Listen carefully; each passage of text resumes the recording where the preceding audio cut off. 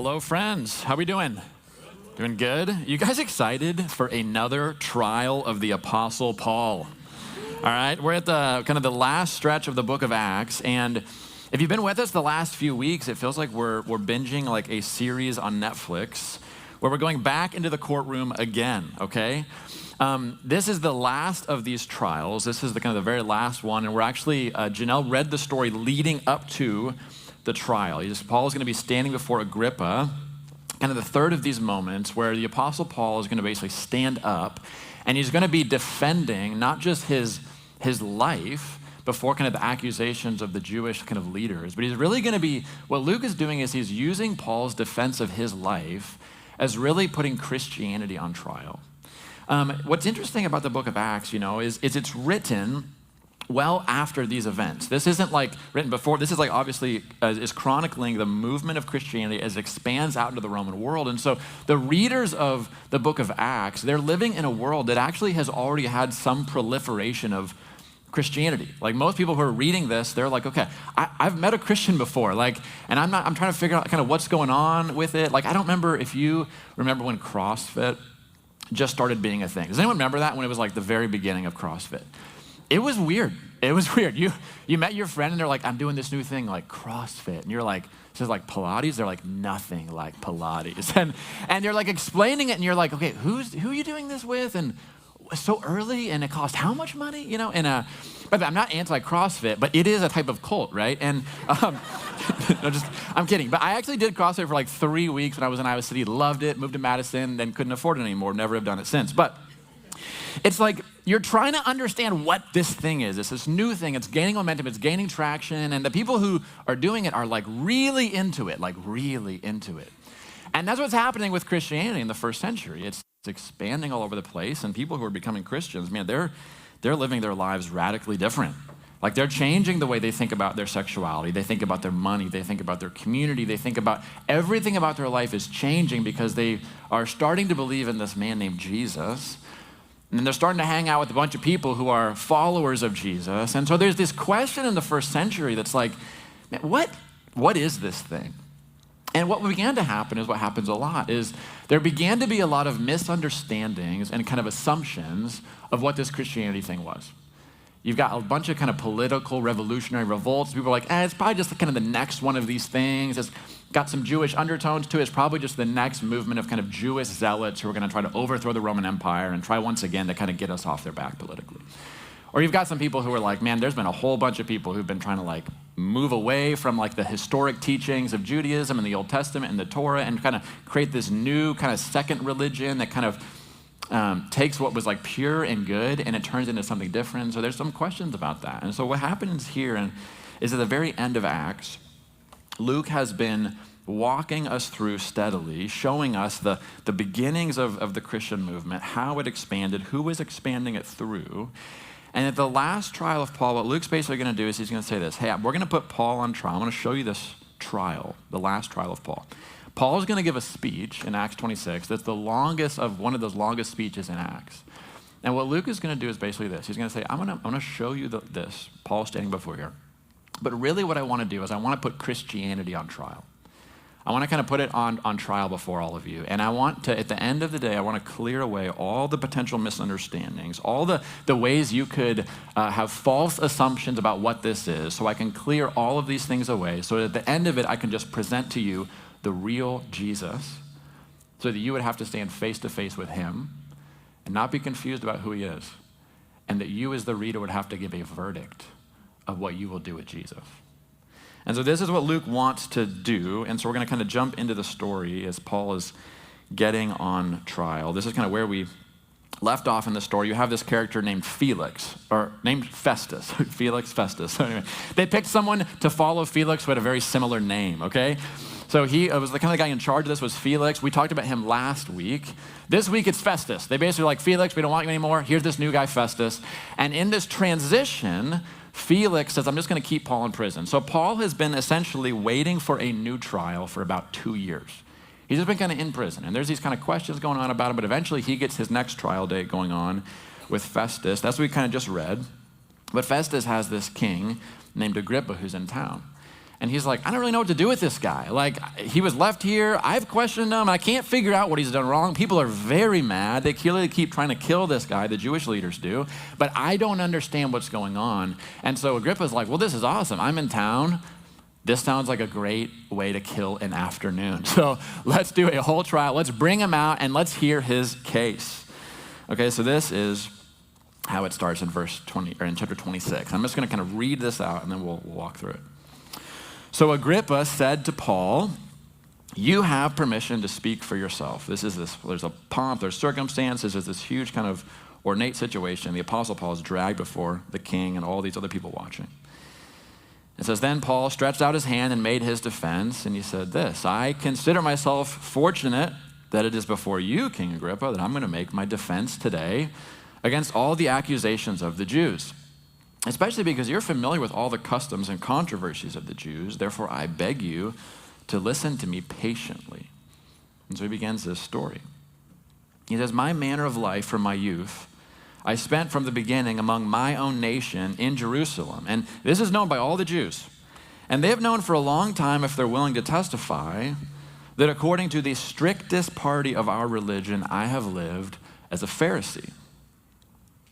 And now I stand here on trial because of my hope in the promise made by God to our fathers, to which the 12 tribes hope to attain, and they earnestly worship night and day. And for this hope I am accused by the Jews, O king. Why is it thought incredible by any of you that God raises the dead? Now I myself was convinced that I ought to do many things in opposing the name of Jesus of Nazareth. And I did so in Jerusalem. I not only locked up many of the saints in prison after receiving authority from the chief priests, but when they were put to death, I also cast my vote against them, and I even punished them often in all the synagogues, and I tried to make them blaspheme, and in raging fury against them, I persecuted them even to foreign cities. In this connection, I journeyed to Damascus with the authority and commission of the chief priests, and at midday, O king, I saw on the way a light from heaven, brighter than the sun, that shone around me and those who journeyed with me. And when we had all fallen to the ground, I heard a voice saying to me in the Hebrew language, Saul, Saul, why are you persecuting me? It is hard for you to kick against the goads. And I said, who are you, Lord? And the Lord said, I am Jesus, the one you're persecuting. But rise, stand on your feet, for I have appeared to you for this purpose, and to appoint you as a servant and witness to the things in which you've seen me, and to those in which I will appear to you, delivering you from your people and from the Gentiles to whom I'm sending you, to open their eyes, so that they may turn from darkness to light, from the power of Satan to God, and that they may receive forgiveness of sins and a place among those sanctified by faith in me. So there's going to continue on. There's going to be some back and forth in this trial. But this is the large summary of Paul saying, here's a defense of my life. And what Luke, again, wants to do is he doesn't just want us to look at Luke's life. He's using this story of Paul on trial to really put Christianity on trial and to basically push against some common misconceptions that are happening in the early first and second centuries about Christianity. And here's the first one that Luke is kind of trying to highlight in this. It's this. Christianity is not irrational fanaticism, but it's actually the right response to reality. This is what's happening here. There's this question that's happening about the Christianity, and it's like, who are the people who are propagating this thing? Because actually, if you find there's some movement, you trace it back, and you just go, who's behind this, right? And sometimes you figure out like, oh, there's some money behind this movement, and that's why it's gaining traction culturally or on social media. You go back to the beginning of who is propagating this thing? And the assumption from a lot of people is this new movement of Christianity, it's being spread by a group of easily manipulatable religious fanatics. A group of people who would be easily swayed, maybe very excitable people. Some of you have friends like that. They're like, you got to see what podcast I just listened to lately. And you're like, okay, I know. You told me about the flat earth one. I know about this one too. Interesting, right? Like really excitable people who are very easy to believe things that likely are not true. You think that's probably the group who's moving Christianity forward at this pace. People that Christianity came as like an answer to a whole bunch of things they probably already hoped would be true. And you could make this critique of some of the initial disciples of Jesus. Like, I don't know if you're aware of the 12 disciples of Jesus. They're a really strange bunch. They're fishermen, not very good fishermen. There's some revolutionary zealots, so there's already some kind of like, zealous nature to these people. You got a tax collector thrown in there, really eclectic bunch, but you can't make this critique against the Apostle Paul. You just can't. Luke believes that the Apostle Paul is a really important person in the early church, and he views his life and his story as almost like an apologetic for the legitimacy of Christianity as it's propagating itself in the first century. He wasn't one of the original 12, and you could kind of make some argument that, hey, Jesus, I don't know, he seemed to be doing some miracle stuff. He's a really charismatic individual. It's possible you could have some people really close to him who would be under the sway of his charisma and who would really believe these things. But Paul wasn't one of the original 12. He wasn't an easily manipulatable person who'd gotten involved in a number of other strange movements in the past. He's like, no, I was like a rock-solid, elite person. And so it's interesting, the person that God used to write a large percentage of the New Testament actually begins his story as one of the primary intellectual and physical threats to the gospel as it's growing when we first meet him in the story. And so he just explains this in verse 4. He says, my manner of life from my youth I spent from the beginning among my own nation in Jerusalem, like in the hotbed of everything that is elite and standard in Judaism. It's known by all the Jews that I was living as a Pharisee. And so what Paul is saying is he's just saying, hey, I understand that's like an easy way to dismiss me in Christianity, but there's no one who actually has the kind of pedigree I have in terms of where I came from and my initial response to this thing. And he says I was living as a Pharisee. Now, a Pharisee is a word we throw around a lot. If you've been to church, you probably heard the word, but like, what are these people other than they have like cool clothing? And one of the strictest orders within Judaism were the Pharisees. And what this basically just meant is it wasn't just the strictest, but they were some of the most studied, most guarded, and kind of seemingly most legitimate sect of Judaism at the time. The Pharisees are a movement that started in Judaism in response basically to the exile that God's people were experiencing in the Second Temple, before the Second Temple period. And they'd been kind of exiled from their land, and their assessment was, hey, we got kicked out of Israel. Our temple got destroyed because of our faithlessness to the covenant that God established with our ancestors. And so if we're going to actually stay here and God's going to be on our side, we need to have a really strict adherence to the moral code of the Torah and observing everything God's told us to in the Old Testament. And so we need to give ourselves fully and completely to adhering to the law and the prophets, and we need to stop getting swept up in these kind of political revolts that keep happening that kind of get us on the bad side of these invading armies of the Romans, and this happening in the Second Temple Israel. It's hard to give like a direct example of this, but the closest thing I can just say is this. If the Apostle Paul, you're saying, what would he be like today? He'd be like a very long-running, well-tenured professor at the Michigan Law School.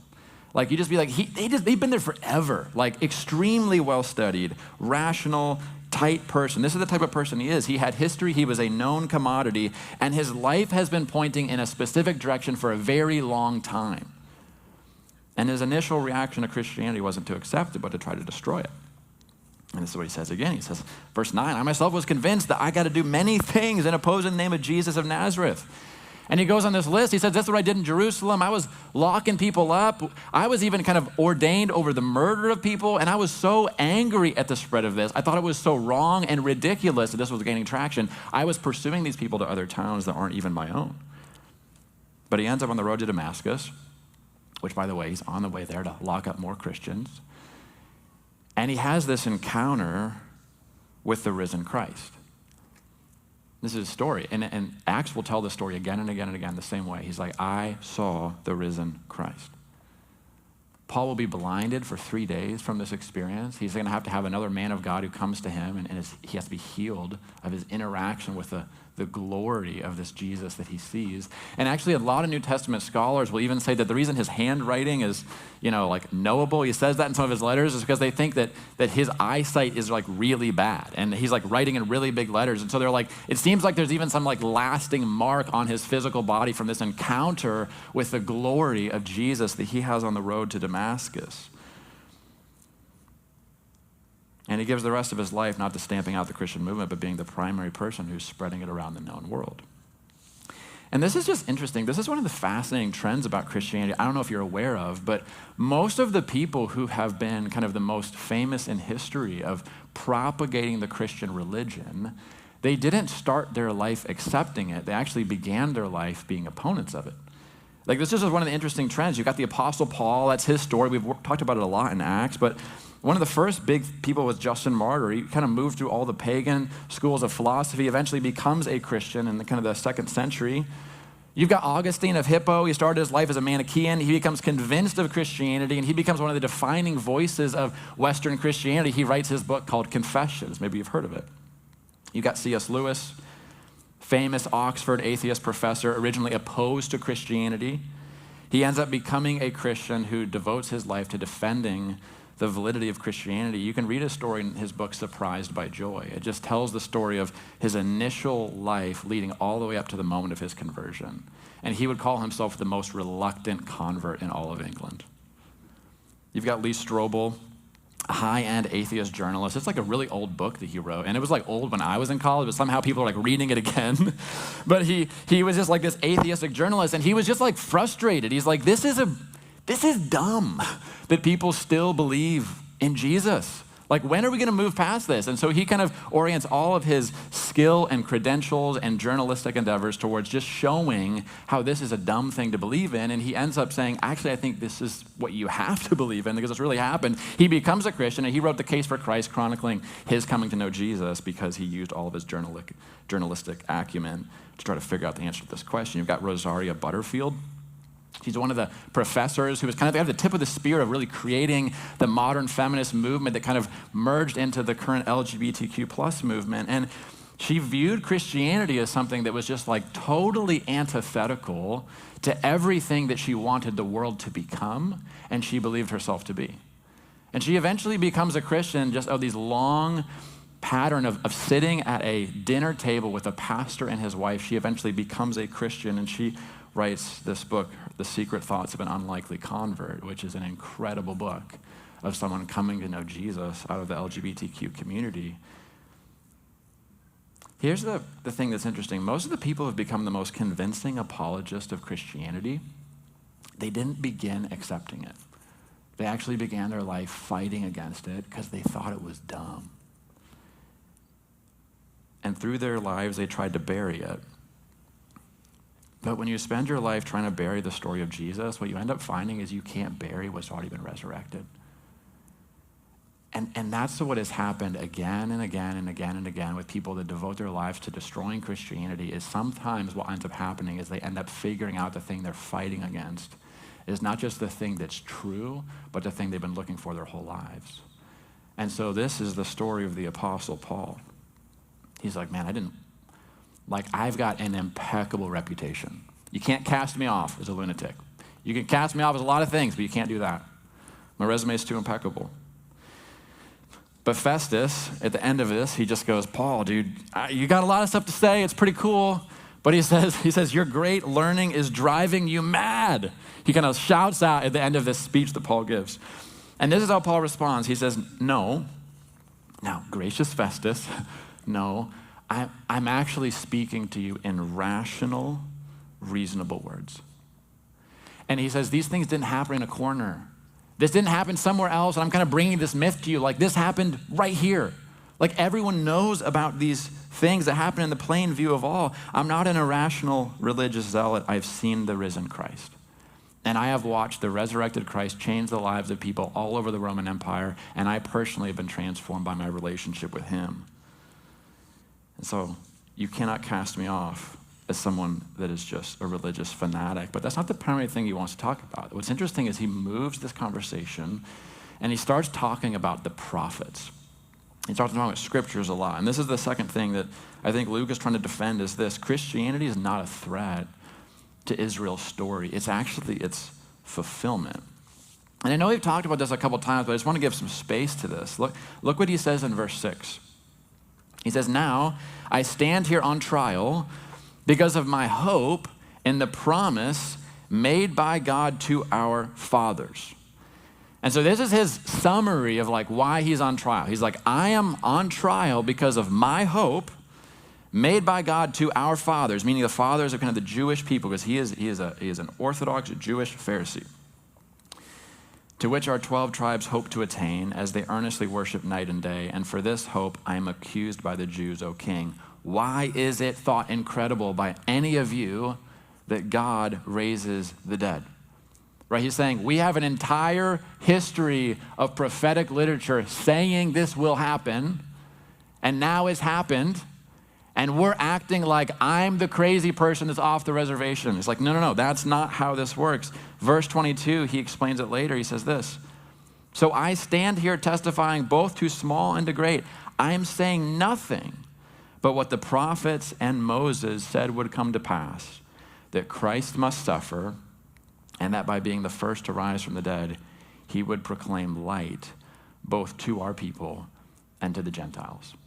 And if you want like a really quick, like Old Testament survey overview, that's it. You'd say, just give me a summary of what the prophets are saying. This is Paul's summary as like a really well-learned Jewish man of what the prophets are saying. Christ must suffer, and by being the first to rise from the dead, he would proclaim light both to our people and to the Gentiles. He's saying this has been the prophetic utterance from our history for the entire time. Now, this is what's interesting. A lot of people think that Christianity, and I actually talk with people who think this. They think that Christianity is basically a collection of moral teachings or like a new religion that really appeared in the first century and started to gain massive steam. But in the New Testament, for the Apostle Paul and for Luke, who's writing the book of Acts, he does not view it this way at all. It is presented as the culmination of a single story stretching from Adam and Eve to Abraham through the prophets to Jesus Christ. And this is what Paul is saying. He's saying, I'm not here saying anything new. Like, I'm not here bringing a new idea. You're not contending just with this one instance of someone who was dead and then is alive. No, you are contending with thousands of years of detailed and nuanced prophetic history that have been telling the same story and promising the same future redemption that has now, in specific, nuanced detail, been fulfilled and accomplished by Jesus' death and resurrection. This is, by the way, this is why we have us reading through like Leviticus and Numbers in our Bible reading plan. But that's not just to do hard things. Some of you are like, we do hard things at Treeline. We're reading through the book of Numbers. No, it's because this is his story. Like the Old Testament is not something that now is just over there. It's like, no, this is the whole story that's been leading up to Jesus. He's fulfilling all of these things. And so it's interesting. Paul's primary defense of the gospel isn't, do you believe in the resurrection? He stands in front of King Agrippa and he says, do you believe the prophets? Because when I'm telling you about the resurrection, I am merely just saying what they said was going to happen. And so everything I'm preaching about Jesus is what the prophets have been saying to our people for literally thousands of years. And I just want to take a moment and just set that before you. Because I'm with a lot of people, and as they're trying to figure out what they think about Jesus, often the primary thing they're trying to figure out is like, do I actually think the resurrection happened or not? And by the way, I think there is unbelievably compelling historical evidence to believe that there's nothing else that could have happened. Jesus really did bodily raise from the dead. But that's not just the thing you're contending with. It's like there is thousands of years of really detailed prophecy about what Jesus would do, where he would live, how he would appear to people, how he would teach. And so you're really in conflict, not just with this potential moment that happened in history, but this like grand unified story that has been playing out to all kinds of different people all across the world, that is culminating in the person of Jesus Christ and the resurrection. And so I just want you to know that. It's like if you're going to dismiss the resurrection, like that's okay, but Paul's point is saying you also have to dismiss the entire prophetic history of the people of Israel. So that's the second thing. It's not dismissing Israel, it's the fulfillment of it. And the third thing, really quick, is this. I think one of the things that's happening is Luke's trying to show that Christianity isn't a subversive political movement, but it's an announcement of a different kind of kingdom. The whole context of this speech is interesting. It's a speech that's given as he has appealed to Caesar. And so this is the whole thing. It's like he's appealed to Caesar. We're going to send him off to Rome and do that. But now we're going to listen to him here. And so Paul is saying, hey, whatever my message is about Jesus and his kingdom, King Jesus, I would love to take this and present it to the one who presides on the current empire of Rome, like the Caesar. I would love to talk to him about this. And so that's really important, because if you were a political revolutionary, you probably don't want to present that message to the one that you're thinking to subvert. And so he's like, no, bring me to Caesar. I would love to do that. This isn't an attempt to supplant this political structure with a different one. We're not trying to get our guys in charge or have a total different political system. This isn't about Rome. This is about the resurrection. And so I'm not making a competing claim about the throne of this empire. This is a claim that Jesus is the Christ, and he is the King of Kings, and he is the Lord of Lords. And I'm not trying to steal anyone's allegiance from the emperor. I'm not trying to change that part of their hearts. I'm a Roman citizen. I'm a faithful Roman citizen. I'm a good Roman citizen. I got nothing against Caesar. What I'm trying to do is change the hearts and lives of people within his lands. And what I would love to do, if possible, is even change his heart. You know, Jesus' inner circle was really interesting. I think one of the things Jesus did is he put people into the core group of his disciples who had radically different political ideologies. Two of the people, you've got some zealots. You've got Simon the Zealot. So like he's basically, he's a zealot. So he is a political revolutionary. That's who he is. He's like, we are going to, through war and subversive aims, we're going to go to war with Romans, we're going to cast them off. Like he's like the dude who's carrying around weapons all the time. Jesus is like, we don't use those. Different kind of thing we're doing. Simon the Zealot. And you've got Matthew the tax collector. He's like, no, I'm totally aligned with kind of what Rome is. I've even sided with them. I'm collecting taxes for them. And Jesus is like, we're going to both move the kingdom of God forward because this is not going to fit neatly into any of the political ideologies of the day. And so one of the things that I watch regularly happen with people who are trying to figure out what Jesus is they actually take Jesus and they run into some Christians that have a certain political persuasion. And they go, well, I really don't like that. And so if Jesus is that, it's really easy for me to dismiss it. And so what's happening here is Paul's like, no. I am a faithful Jewish person. I am also a faithful Roman citizen. And I'm a faithful Christian. And I actually can be all those things at the same time because the nature of the gospel that I preach is not political in nature primarily. It is something that is subverting something at a way deeper level than just our political structures or ideologies. And so as he's saying these things, this is how it ends here. Paul says, I'm not out of my mind, most excellent Festus, but I'm speaking true and rational words. For the king knows these things, and I speak to him boldly. For I am persuaded that none of these things have escaped his notice, and this has not been done in a corner. And then he asks this in verse 27. King Agrippa, do you believe the prophets? I know you believe. Here's what's interesting. Agrippa's awful. So just like quick, if you want like a quick background on Agrippa, he's awful. All of the Herods of like his dynasty, they've just been awful kings, terrible. You can go read about them online if you would like. But he's continuing the line of horrible kings who've been enemies of Jesus from his start. His grandfather was the one who goes in and kills all of the babies trying to get rid of Jesus. Remember that story at Christmas time? That's his grandfather. Does not come from a line of kings who are doing good things in the world, but this is what he says. Paul says, I know, even though you're not living like you believe these things, I know that you do. Even though your life is totally out of line with the whole history of Israel, I know that somewhere deep down inside of you, you actually believe these things are true. And he starts having this thing where all of a sudden the trial is flipped. And all of a sudden, it's not Paul who's being questioned by the king. All of a sudden, Paul is questioning the king. And he just goes, do you believe the prophets? You're a Jewish king. You say you believe these things. Your life doesn't align with it in any way whatsoever. But I know in your heart of hearts, you actually believe these things are true. And so now I'm putting you on trial, Agrippa. Do you believe these things? What do you say to these things?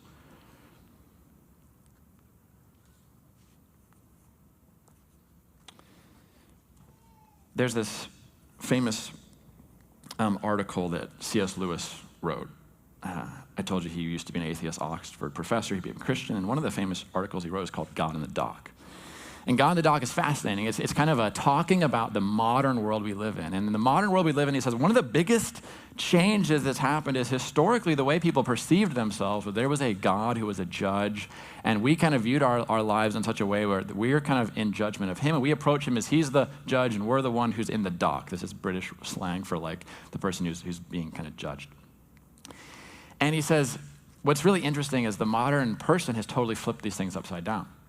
The modern person approaches God as though God is the one who's on trial, and they are the judge. And he says it's really interesting. The modern person even views himself as a very sympathetic judge. And it's like, well, if God can explain the problem of evil and the things that have gone wrong in my life, I might even release him or let him off the hook or even believe in him. But the fundamental relationship is I am the judge. God is the one who's on trial. That is what's happening in this story. King Agrippa is the one who's asking the questions and standing as the judge.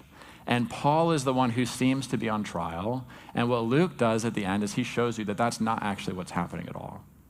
The end of the story is it is the king who has to give an account of the reality of the resurrected Jesus. And his life is the one that actually has to give a verdict. Paul's like, oh, I'm not on trial. You are. And I would just say this, if you're in the room and you're trying to figure out what you think about God, you just have to know the real relationship that you have with your Creator is not as his judge, but he is yours. And one of the things that Luke is trying to do here is he's trying to take some of the things that might feel like misunderstandings or things that you might believe that allow you to casually push Jesus off to the side. And Luke's going, no. If you're 26 chapters into this, I don't want you to end this book still being able to casually dismiss Jesus. He is not a political revolutionary. He is not changing the history of the Old Testament. He's not this irrational thing that religious fanatics just kind of go after. This is something different you have to contend with. I've been spending the last 15 years of my life sharing Jesus in cities that are very skeptical about him. And I understand, like we picked Ann Arbor because I was like, these people are super skeptical about Jesus. I love it. Let's go here and tell them about Christ. Because I really believe if you get a clear picture of Jesus, you will not only love him, but you will have your life totally transformed by him. And here's the tension that I find as I'm sharing Jesus with my friends in this city. It's this. Often people find themselves to be confused or to have confusion about Jesus that they actually don't want cleared up. They don't want it cleared up. And often one of the things we do in order to defend ourselves from the claims that Jesus would make on our lives is that we actually defend ourselves from the clarity on what we actually think about him. I think we do this a lot of different times. I do this sometimes, totally honest moment. I do this sometimes with Steffi, if she's yelling from the other room of like, and I'm like, what? Like, did you ask me to take the trash out? I can't totally hear you. And it's like, I could clarify what she said, but if I clarify it and she's like, oh no, I asked you to take the trash out, I kind of have to do it now, right? But if I just go, I couldn't hear you, I'm not totally, and I really couldn't hear you, like I really wasn't totally sure. I think we do this in a lot of small areas of our lives where if we get clarity on something, it's going to lay claim to us in some way. My experience with people is that oftentimes Jesus is one of the things that people want to keep unclear because they're afraid if they actually get answers to their questions that Jesus might necessarily lay claim to actually not a corner of their life, but the whole thing. And so uncertainty and confusion are often useful shields from something that has the potential to lay claim to us. And that's what's happening in this story. Paul has had trial after trial after trial, and they keep dragging him out, and they just go, we can't really figure out what you've done wrong. We don't really know what to do about this, but we're just going to kind of keep you here in the corner. We're not going to make any real decisions about you. Because there's just enough that's confusing or misunderstood about this that we can leave you unclear so we don't have to actually deal with the thing you're talking about, which is a king that would lay claim to my life. Here's some of the things that I regularly will hear with people. Some people will say this. They'll be like, hey, I'm honestly just not sure about the resurrection. Like, I just don't know if Jesus actually rose from the dead. And then the thing I'll say is I'll be like, dude, that's an awesome question. Here's 500 pages of the most tight, well-researched New Testament literature from the first century, from the best historian that's alive today. Let's read this together every single week for the next year, and you can come to a conclusion what you think about the history of the resurrection. Most of the time, it's like, I got some stuff to do, or another thing will come up, and they'll be like, well, it's not really that. It's really, honestly, I just don't know about the New Testament's perspective on human sexuality and how it views like the LGBTQ movement, and I just don't know if I could surrender my life to Jesus if he has a different view of human sexuality than I currently do right now. And so it's like, man, I totally get that. So let's read the Bible together. I actually think the Bible's perspective on this is really beautiful, and he meets people where they're at, and I think you might have a different, let's read this together, and it's like,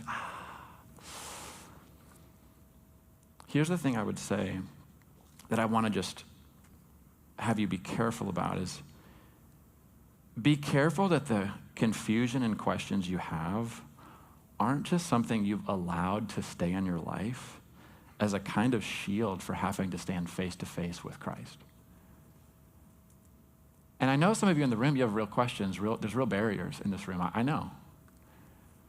But would you be honoring to yourself to actually get those questions answered if they're real questions, so that you can get clarity on Jesus and figure out if he actually is the King of Kings and Lord of Lords and necessarily requires your allegiance to him in everything?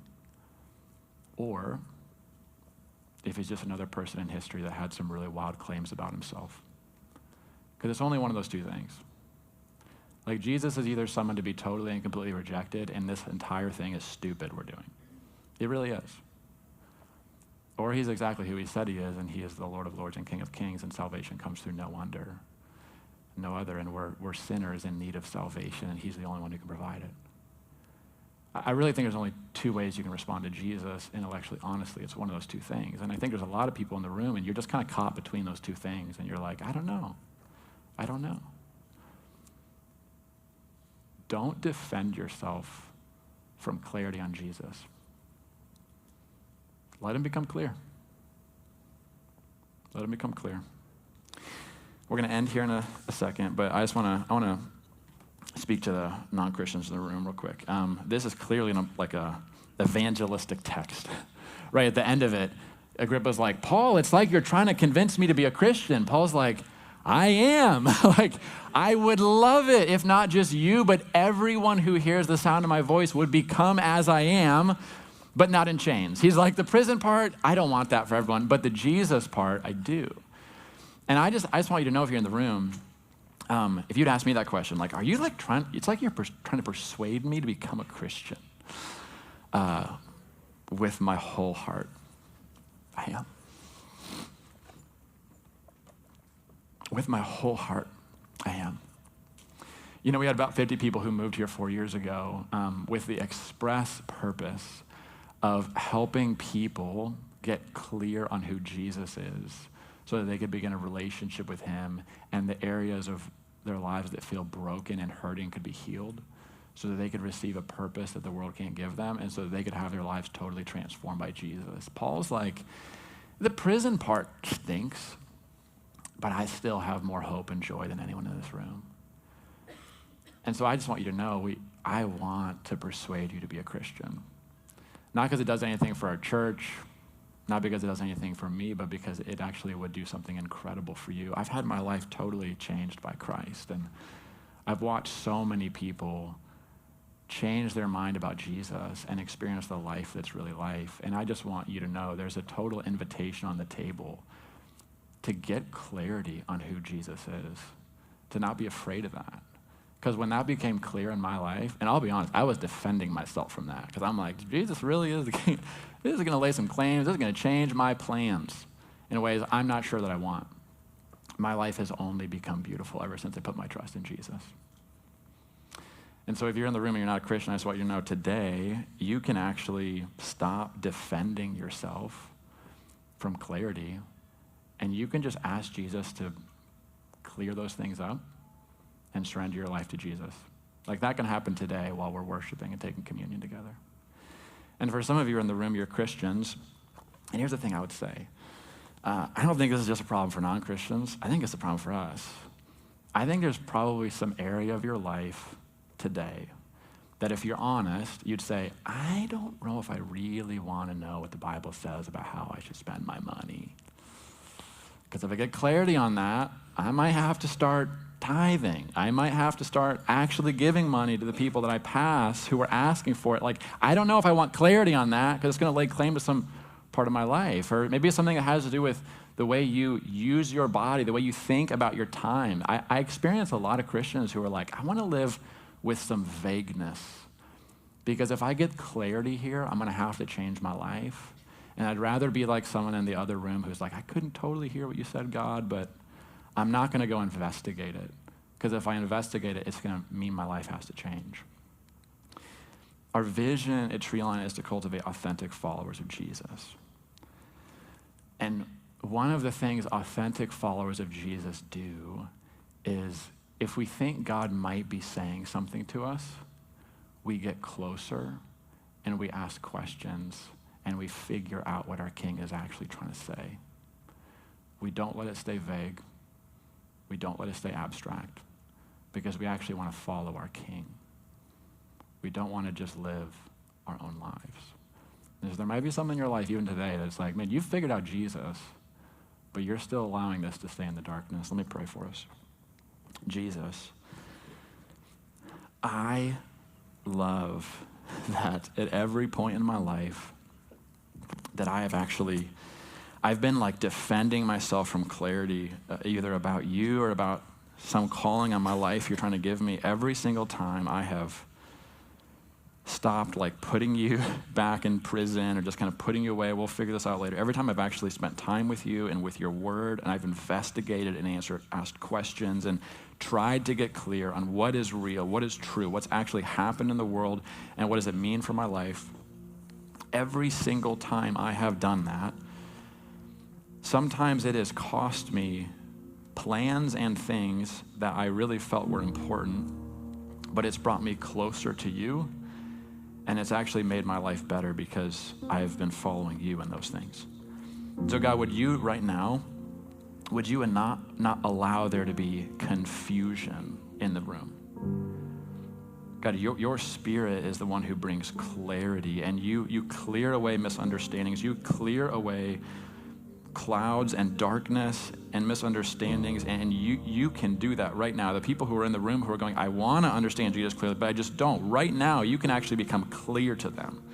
And so I just ask that you would do that. There would just be this tremendous clarity in the room of who you are and what it looks like to follow you. Would you do that in your name? Amen.